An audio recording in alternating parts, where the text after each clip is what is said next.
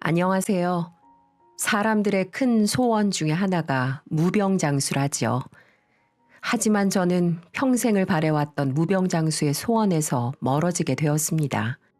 60대 초반의 나이에 저는 위암 투병 중이기 때문이죠. 처음에 병원에서 위암이라는 소리를 들었을 때 정말 하늘이 무너지는 듯 했습니다.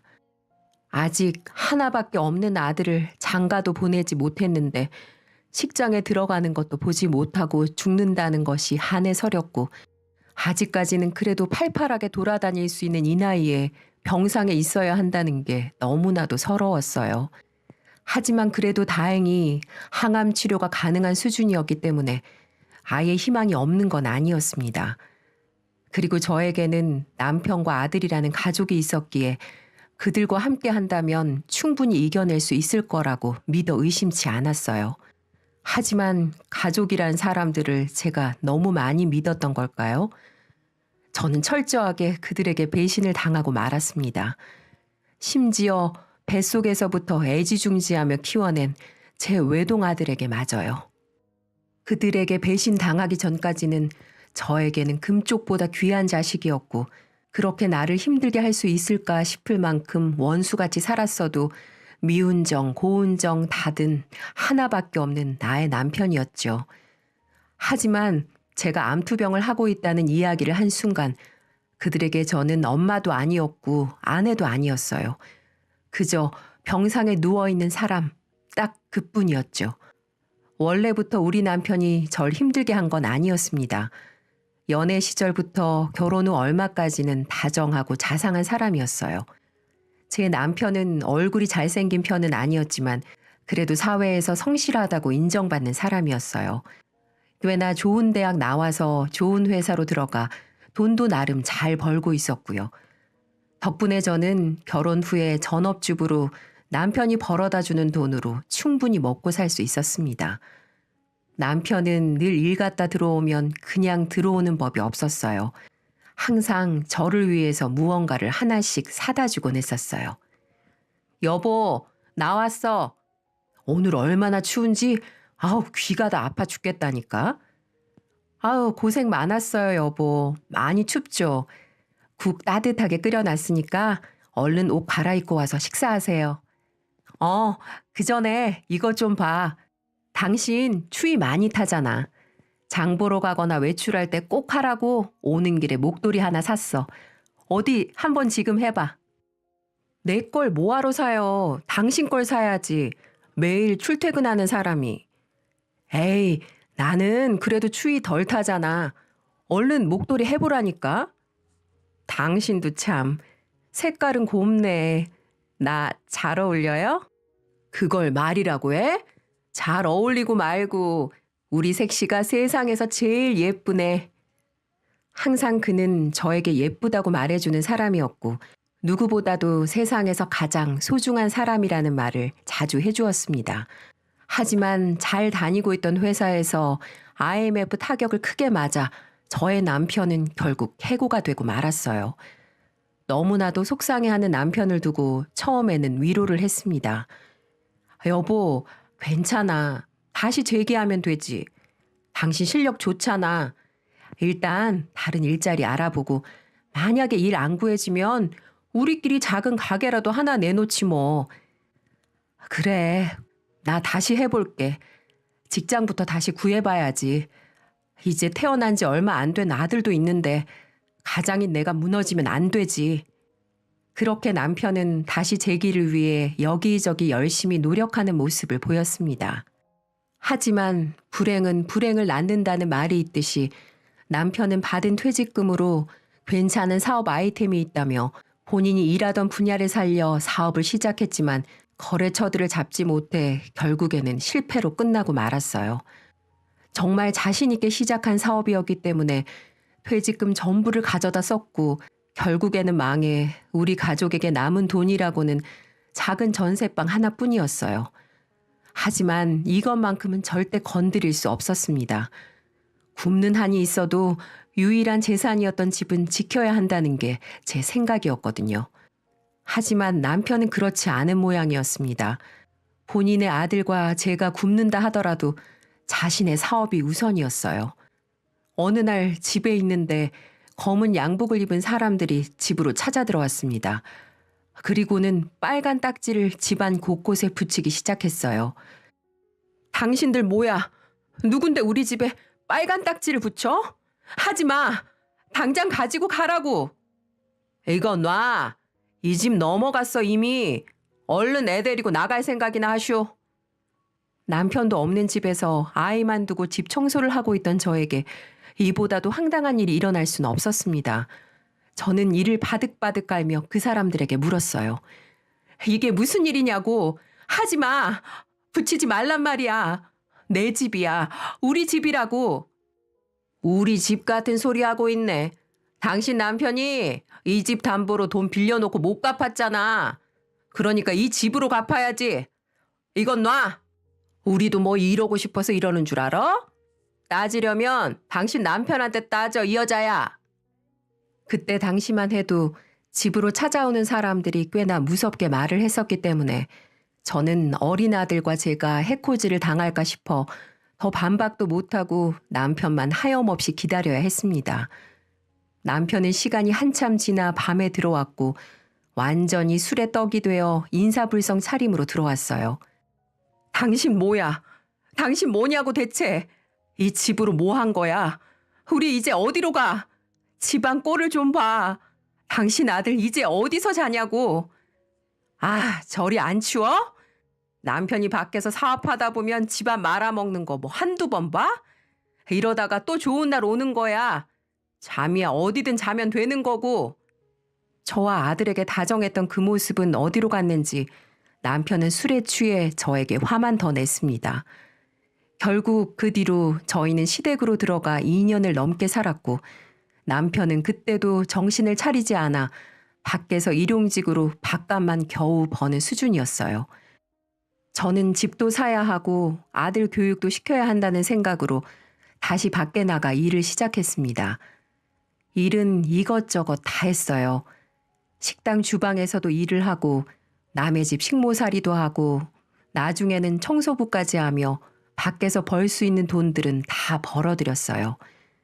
다행히 시부모님이 두 분 다 살아계셨기 때문에 아들은 두 분에게 맡길 수가 있었습니다.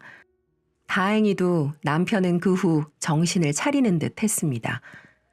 여보, 미안해. 내가 꼭 우리 가족 다시 일으킬 거야. 그러니까 조금만 기다려줘. 당신한테 너무 미안하다. 남편은 실패를 맛본 후 한동안 자책하며 정신을 못 차리다가 제가 힘들게 일을 다니는 게 미안했는지 다시 정신을 차리기 시작하더군요. 술도 끊고 투잡, 쓰리잡을 뛰며 열심히 돈을 벌려고 노력했고 그런 모습을 보며 저는 힘을 낼 수가 있었어요.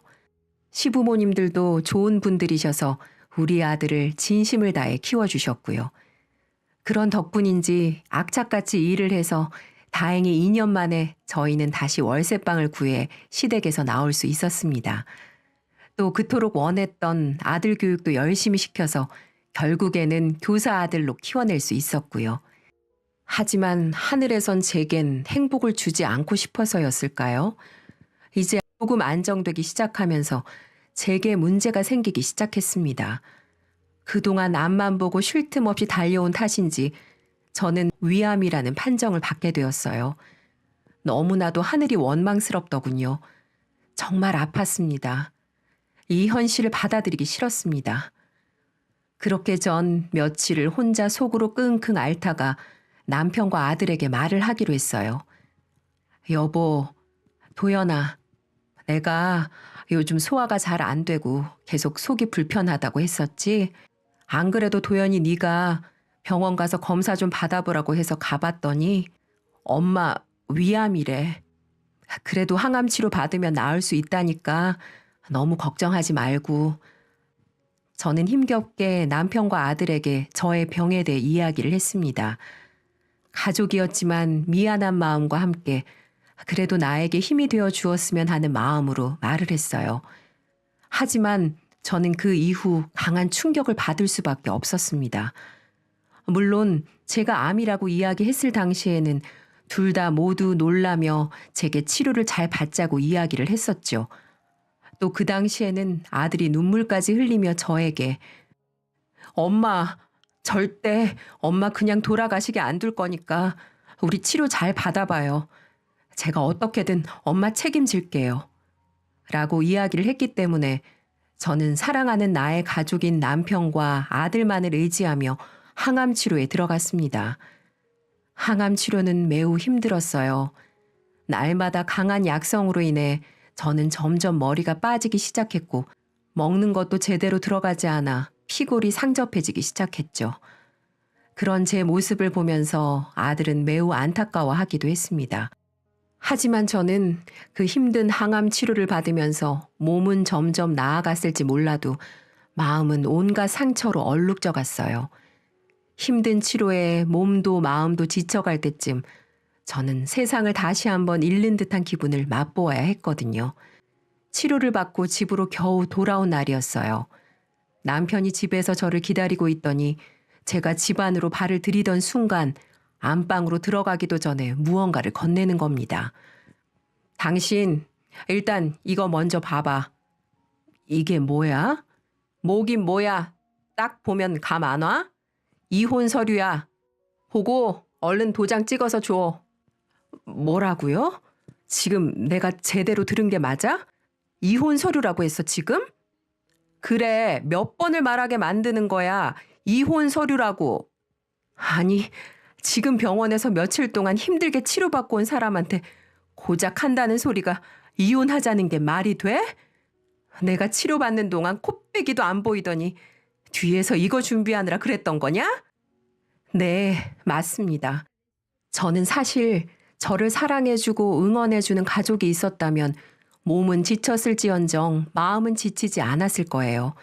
하지만 아들은 점점 바쁘다는 핑계로 저에게 안부 인사 하나 묻지 않기 시작했고 남편 역시 어느 순간부터 제가 병원에 가든 말든 신경도 쓰지 않았습니다. 하지만 이렇게 남편의 입에서 이혼이라는 단어가 나올 줄 몰랐습니다. 위암 선고를 받은 것보다 훨씬 더 제게는 큰 충격이었죠. 이혼? 도대체 이유가 뭔데? 그냥 내 인생 살고 싶어. 이제는 남은 인생 나를 위해 살고 싶다고. 당신도 남은 인생 당신 하고 싶은 거 다 하면서 살아. 정확히 재산 반으로 가르고 애도 다 컸으니 각자 갈 길 가자. 허, 재산? 아무 이유 없이 그냥 자기 인생 살고 싶다고 이혼 선언한 사람이 재산? 난 절대 그렇게 못해. 나한테 이혼에 정당한 사유가 있다면 모르겠는데 난 아무리 생각해도 당신하고 애들한테 희생한 죄밖에 없어. 근데 이혼? 재산? 누가 이기는지 끝까지 가보자 이 나쁜 놈아. 나도 당신한테 이렇게 모질게 하고 싶지 않아. 당신 위암 걸리고 나도 마음이 아파. 그래도 언제까지 내가 당신 기대고 살 순 없잖아. 나도 내 인생이 있어. 그러니까 당신 이해 좀 해줘. 미안해. 이 나쁜 새끼야. 내가 당신한테 지금까지 어떻게 했는데 사람이 갑자기 이렇게 변할 수가 있어? 정말 사람이라면 마누라 이렇게 아파 누워있는데 짐승도 이렇게 나오진 않아. 그래, 이혼하자. 그 대신 네 몸만 나가. 이 쓰레기 같은 자식아. 저는 울분을 토하며 남편에게 소리를 쳤습니다. 저의 이 말에 남편도 할 말이 없었는지 바닥에 주저앉아 우는 저를 분노 어린 눈으로 보고는 집 밖을 그대로 나가버렸어요. 저는 그 순간 너무나도 비참했습니다. 어떻게든 제가 살아남아서 그에게 받은 수모를 돌려주겠다고 다짐을 했어요. 하지만 하늘은 제 편이 아니었습니다. 그 순간만큼은 하늘도 저를 버린 듯 했어요. 하루하루 비참한 삶을 살던 도중 저는 나락으로 떨어지는 경험을 살면서 또 한 번 겪게 되었어요. 하루는 집에서 쉬고 있는데 아들이 찾아왔더군요. 엄마, 나 결혼해. 어머, 그래? 우리 아들 결혼할 사람 생겼니? 아니, 근데 얼굴을 왜 안 보여준 거야? 그 사람도 바쁘고 나도 바빴어. 근데 저 있잖아. 이제 우리 결혼 준비하려면 아무래도 상견례를 해야 하잖아. 그럼 그래야지. 그쪽 부모님은 만나 뵙고 온 거야? 아직. 이제 가야지. 근데 엄마, 상견례장은 안 오셔도 될 것 같아요. 어머, 왜 아들? 엄마 힘들까 봐 그래? 엄마는 괜찮아. 아무리 힘들어도 우리 아들 상견례 자리를 빼먹을 수 있겠니? 아니, 그게 아니고 그냥 아버지만 가셔도 될 것 같아요. 무슨 소리야? 이 엄마가 가야지. 네 아빠 또 가서 무슨 헛소리 할 줄을 알고. 그런 소리 말고 언제 가야 하는지 나 말해줘. 치료 날짜도 봐야 하니까 엄마한테 미리 얘기해주고. 아우, 진짜. 엄마, 안 와도 된다니까. 그냥 집에 있어요. 너 왜 그래? 너 혹시 엄마 힘들까봐 그러는 게 아니고 다른 이유가 있어서 그러는 거야? 그래? 아, 진짜. 다 죽어가는 시어머니 본인 딸한테 모시게 하면 어느 부모가 좋아하겠어요? 게다가 그 집안 돈 많은 집안이라 우리 집 어려운 거 티내면 저 결혼 반대당할 수도 있다고요. 그러니까 엄마는 그냥 집에 계세요. 아니, 너 어떻게 말을 그렇게 할 수 있니? 네 아빠는 어디 뭐 있어 보여서 그런 소리 하는 거야?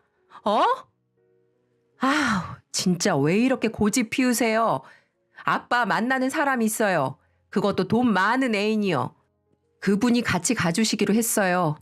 그냥 봐도 돈 많은 집 사람처럼 보여서 능력 있는 집안으로 보이기 충분하니까 제발 엄마는 집에 있어 주세요. 쪽팔리게 자식 앞에서 이혼 소송이나 하고 있고. 저는 아들의 말에 가슴에 대못이 박히는 듯 했습니다. 나를 창피해하며 상견례 자리에도 안 부르는 자식 때문에도 기가 찬데 나에게 이혼을 요구했던 남편은 이미 다른 사람이 생겨 외도를 하고 있는 상황이었죠. 그날로 저는 충격이 너무 커 거의 식음을 전폐하듯 했고 결국에는 몸이 더 악화될 수밖에 없었습니다. 정말 이대로 인생을 포기해버리고 싶었어요. 저는 그날부터 남편의 변화가 그제서야 보이기 시작하더군요. 제가 너무 아픈 나머지 주변을 신경 쓸 겨를이 없었는데 남편을 보니 점점 얼굴빛이 좋아지고 있었던 거죠. 저는 그 둘이 만난 경유까지도 다 알아냈습니다. 주말마다 그 사람은 산악 동호회를 통해 등산을 하고 있었기 때문에 그 단서를 어렵지 않게 찾아낼 수 있었어요. 어느 주말 힘겹게 아침 일찍 나가는 남편을 따라 나가보니 멀지 않은 산으로 가서는 입구에서부터 중년 여자와 손을 잡고 올라가기 시작하는 걸 제 두 눈으로 똑똑히 목격했어요. 기가 찼습니다. 아들에게도 닥달을 해서 어떤 여자냐고 물어보니까 남편보다 무려 7살이나 어린 여자였어요. 돈이 워낙에 많아 산악 동호회에서도 물주로 통했고 거기에서 남편을 만나 저와의 이혼을 동조한 거였어요. 그러다 아들의 결혼식이 다가왔어요. 조금의 양심은 남아 있었는지 아들은 저에게 찾아와 자신의 청첩장을 건네더군요. 하지만 청첩장을 건네는 태도와 달리 말은 여전히 쓰레기 같은 말을 내뱉고 있었죠. 엄마, 나 결혼해요. 청첩장 나와서 드려요. 근데 이날도 안 오셔도 될 것 같아요. 상견례 자리에 갔던 것처럼 그 아줌마가 혼주석에 앉아주신대요. 그러니까 그냥 엄마는 집에서 쉬세요. 그래도 저 그 아줌마한테 새엄마라고 부른 적은 한 번도 없어요. 오직 제게 엄마는 엄마 한 분뿐이에요. 잠시만 이 상황만 잠시 이해해 주세요. 저는 그 말을 듣는 순간 너무나도 화가 나서 눈에 보이는 모든 물건을 다 잡아 아들에게 집어던졌어요. 나가! 나가! 빨리 나가라고 이 몹쓸 놈아! 당장 내 눈앞에서 사라져! 끝까지 제 부모의 가슴에 대못을 박는 아들을 더 이상은 저는 받아줄 수가 없었습니다. 그렇게 눈물을 흘리며 밤을 지새웠어요. 그 모진 수모를 당하고 저는 절대로 아들의 결혼식도 가지 않고 아들도 보지 않을 생각이었죠. 하지만 부모는 어쩔 수 없더라고요. 게다가 언제 죽을지 모르는 인생을 가진 사람은 더더욱 마음이 약해질 수밖에 없었고요. 저는 수많은 마음이 오고 가다가 결국에는 아들의 결혼식에 몰래 참석하기로 했습니다. 멀리서나마 엄마가 아닌 하객으로 참석해 하나밖에 없는 아들의 결혼식을 보고 싶었기 때문이죠. 기가 막히게도 정말로 식장 앞에서는 남편 내연녀가 한복을 입고 하객들을 웃으며 맞이하고 있더라고요. 너무 비통하고 억울했습니다. 저 여자에게 제 모든 걸 뺏긴 기분이었어요. 하지만 전 참아야 했어요. 이미 일이 이렇게 된 거 아들 결혼식을 망치고 싶진 않았거든요. 그렇게 전 식장 안으로 들어가려 식장 앞을 지나치려 했는데 그 순간 전 다시 한번 깜짝 놀랄 만한 얼굴을 보게 되었습니다. 너무 충격이었어요. 세상에 아들과 결혼할 신부 측 엄마를 보고 놀라지 않을 수가 없었습니다. 바로 아들이 결혼한다는 여자의 엄마가, 그러니까 제 사돈 될 사람이 학창시절 저와 가장 친했던 친구였습니다. 그 친구랑 워낙 친했던지라 서로 부모님이 다 아실 정도로 두터운 사이였는데 친구가 제 아들의 장모라니 정말 믿을 수가 없었어요. 결혼 전까지는 매일같이 붙어 다니며 살았지만 어느 순간 제 인생이 비참해지고 부끄러워질 때쯤 저는 그 친구와의 연을 끊었었습니다. 그 친구는 좋은 남편을 만나 날마다 승승장구하며 행복하게 사는데 저는 갓난아기를 들추었고는 여기저기 일 다니기 바쁜 인생을 살고 있었으니까요. 그랬던 그 친구를 그 결혼식장에서 보자마자 저는 눈물을 흘릴 수밖에 없었습니다. 그렇게 제가 신부 측 쪽에서 손수건을 들고 울고 있자 그 모습을 보니까 제게 성큼 다가오더니 긴가민가한 표정으로 제게 묻더군요. 아니 혹시 너 내가 아는 그 애정이 맞니? 맞아?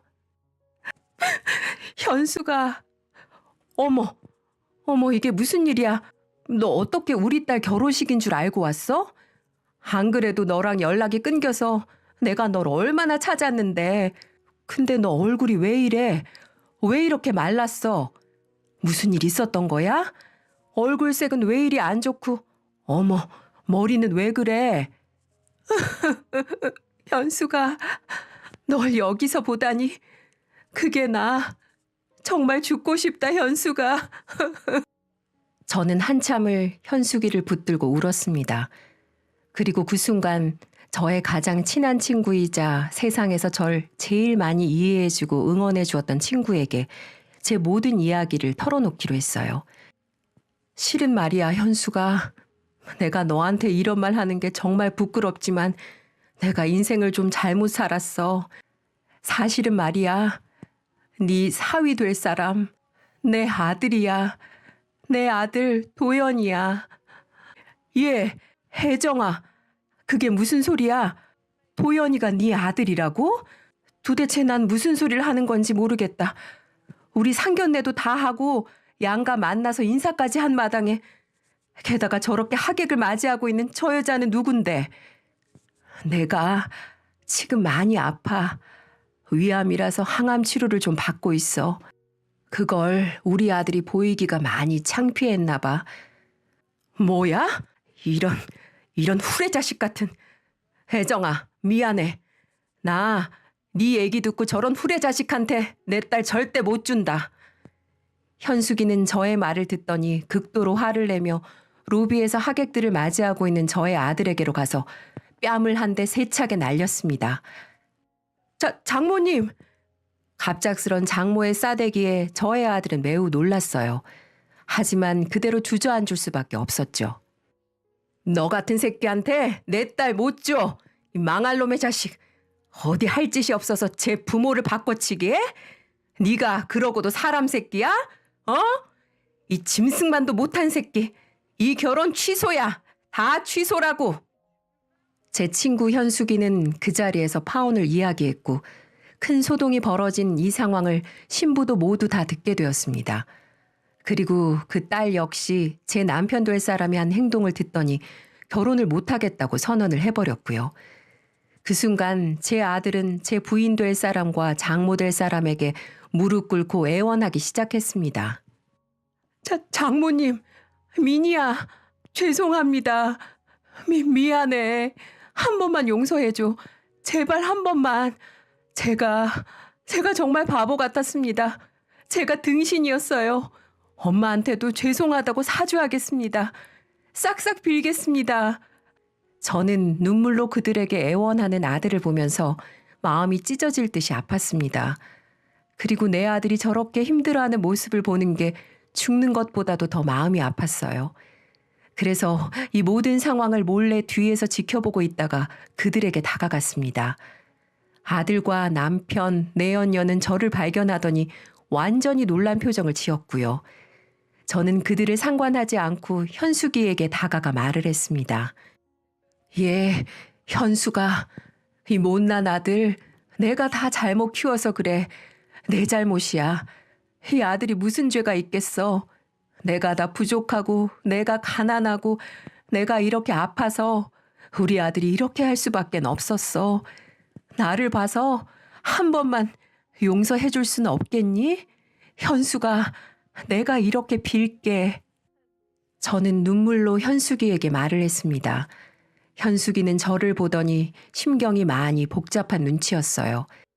그리고는 한참을 고민하는 듯 생각을 하더니 딸만 데리고 가서 무언가를 얘기하고 오고는 사람들이 있는 자리에서 이야기를 했습니다. 너, 내 딸이랑 꼭 결혼하고 싶어? 네, 내 어머니, 물론이죠. 그럼 혼주석에서 저 여자 당장 치우고 네 진짜 친엄마 앉혀. 안 그럼 나 절대로 이 결혼 허락 못해.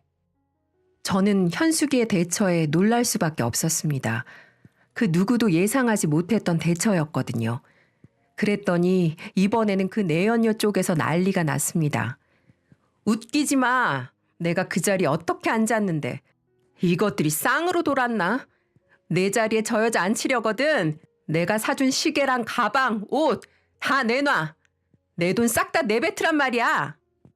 마치 흥분해서 광견처럼 날뛰는 여자에게 저는 있는 힘을 다해 당당한 몸짓으로 다가갔습니다. 그리고 저의 힘을 다 쏟아 그 여자의 뺨을 세차게 때려버렸어요.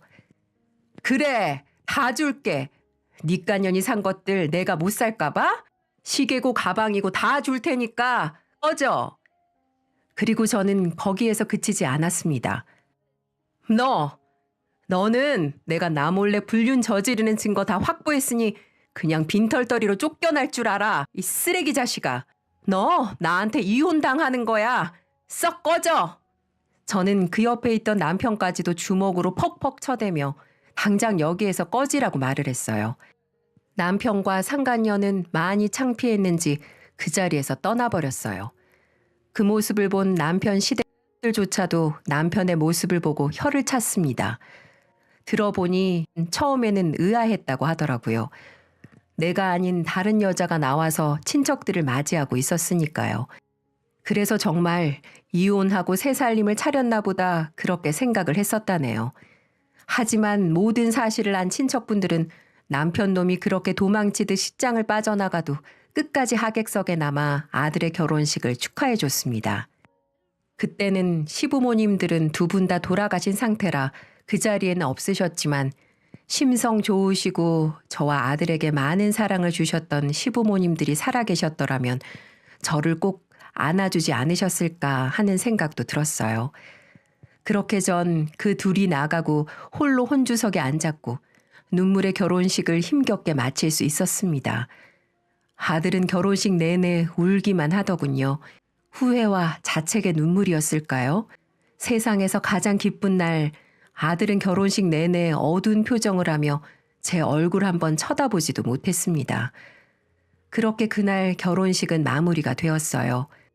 저는 힘없이 집으로 돌아왔고 한참을 집에서 혼자 눈물 흘리고 있는데 아들이 오늘 결혼한 신부를 데리고 집으로 찾아왔더군요.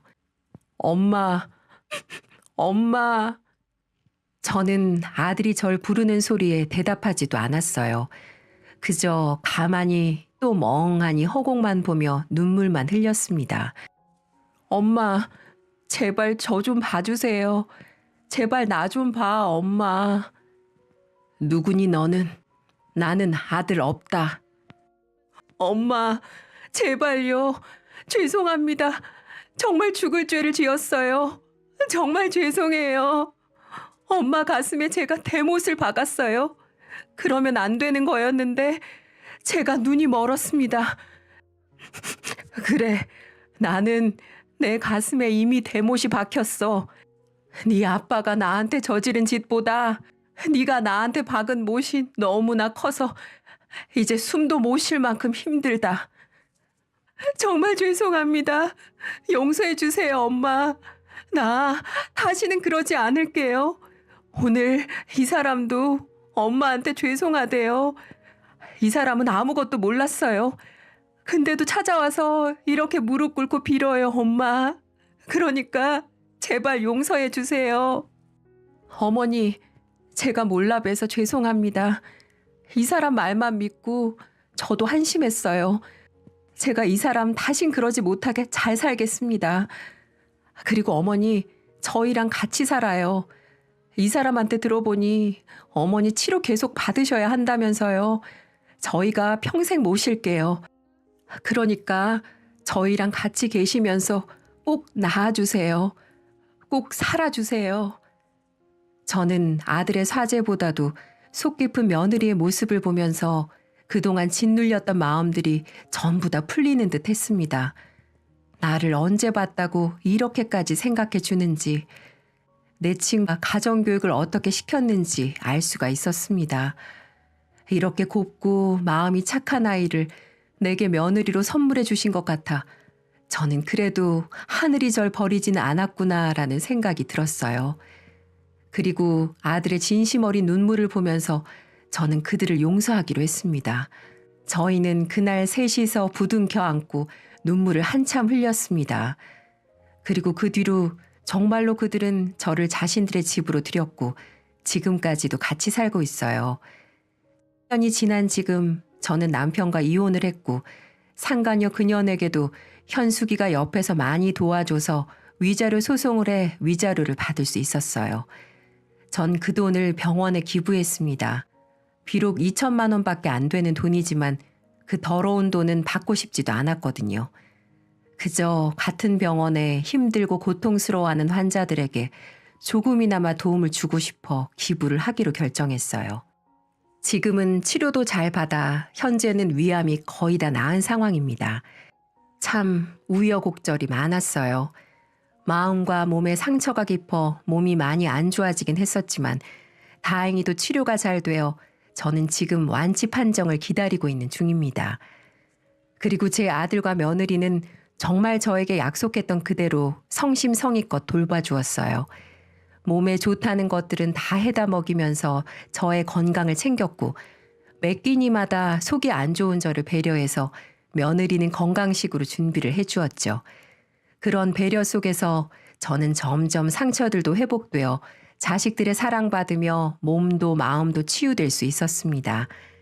지금은 우리 떡두꺼비 같은 손주도 태어나서 매일 우리 손주 녀석 보는 맛으로 산답니다. 할머니 할머니 하면서 이제 걸음마 시작한 녀석이 얼마나 예쁘고 사랑스러운 줄 미처 모른답니다. 이 맛으로 할머니 소리 듣는구나 싶었어요. 그리고 저의 가장 친한 친구이자 사돈인 현숙이와는 사돈 관계가 아닌 다시 예전 절친의 모습으로 돌아가 같이 여행도 다니고 집에서 손주도 보면서 잘 지내고 있고요. 이제는 무슨 일이 있어도 남은 인생 떨어지지 말자며 서로 약속하며 우리는 학창시절 그 시절로 돌아가 할머니들이 아닌 수줍은 소녀로 돌아가 소꿉장난도 하고 추억을 기르며 아주 잘 지내고 있답니다. 그리고 그 전 남편 놈은 그날로 이혼해 이제는 행방을 알 수도 없습니다. 이혼 소송에서 모든 게 제게 유리한 쪽으로 판결이 나서 그 작은 돈 가지고 어디에서 사는지 모르겠지만 지금은 전 남편 놈이 생각이 전혀 안 날 만큼 행복한 인생을 살고 있으니 그 놈이 죽든 말든 이제는 저와는 아무 상관없는 남일 뿐입니다.